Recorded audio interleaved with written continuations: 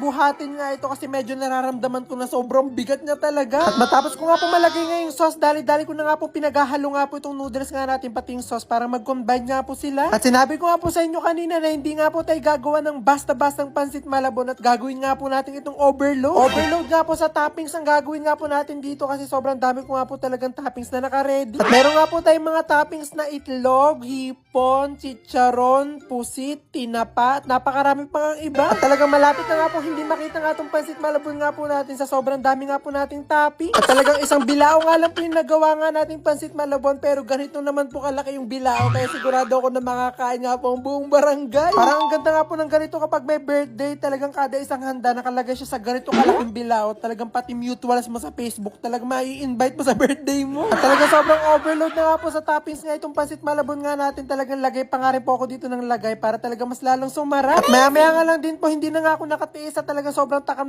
na nga ako kaya tinikman ko na nga itong niluto natin. At para nga talaga mag-activate yung lasa nitong pansit malabon natin, kailangan natin siyang pigaan ng kalamansi. At nung tinikman ko na nga siya, talagang sobrang sarap. Kaya hindi na nga po kami nagpatumpik-tumpik pa, dali-dali na nga po kami bumiyahe kung saan nga po namin ipamimigay nga itong isang bilawang pansit malabon. At sobrang challenging nga po nitong pagpupuntahan nga po natin kasi talaga sobrang liblib nga po ng lugar na tipong dadaan nga kami sa gilid nga ng ilog at bangi. At yung dinaanan nga po namin papunta nga doon ay talagang sobrang kipot at talagang sobrang liit na tipong napapahinto nga po kami at tinitignan muna namin yung daan kung kakayanin ngayon sa sakyan namin. At matapos nga po mahaba nga po namin biyahe, finally natanaw na nga po namin tong community nga na to. Talagang nagulat ako kasi marami palang mga nakatira dito. At talagang sobrang worth it nga po ng mga makikipot nga po na daan na dinaanan nga namin kasi sinalubong naman po ako ng mga bata na nakangiti. At sigurado nga ako na mas lalo pa nga silang ngingiti kapag nga nabusog ko nga sila nitong niluto ko nga na pansit malabon. At talaga sinasabi ko nga po sa kanila na kumain sila ng kumain hanggat gusto nga po nila kasi ang gagawin ko nga dito ay parang only pansit malabon. Talagang pwede silang bumalik mayat maya. Kaya talaga sinabi ko po na magpakabusog nga sila at kumain lang ng kumain. At sa sobrang dami at bigat nga po nitong naluto nga natin pansit malabon, talagang 5 katao nga po ang bumuhat nga nito para madala nga lang siya dito sa lamesa. Grabe nga po talaga yung tawa ko nung binaba na nga po itong napakalaking bila ko na punong-puno nga po ng pansit malabon kasi talagang gulat na gulat nga po yung mga bata. At sa haba nga po talaga ng proseso nga po ng pagluluto ko nga po lagi na napakaraming pagkain, talagang ito nga po yung part na lagi nagpapawala nga po ng pagod ko. Yung mga reaction nga lang po nila na talagang enjoy na enjoy sila habang kinakain nga po nila yung niluto ko, talaga yung palaki talagang sobrang sarap na nga sa pakiramdam. At talagang nakakatuwa nga po kasi ang tagal na nga po natin ginagawa to, talagang lagi na tayo nagluluto ng napakaraming pagkain at ang dami na nga nating nabubusog. At maraming salamat nga po talaga sa walang sawa nyo po na panonood nga ng mga video ko kasi 6 na taon na po ako dito sa industry na to pero patuloy nyo pa rin po akong sinusuportahan. Pagpasensyahan nyo na nga lang po yung voice over ko kung talaga sobrang nga po kayo naiingayan pero ganito na po talaga ako noon pa.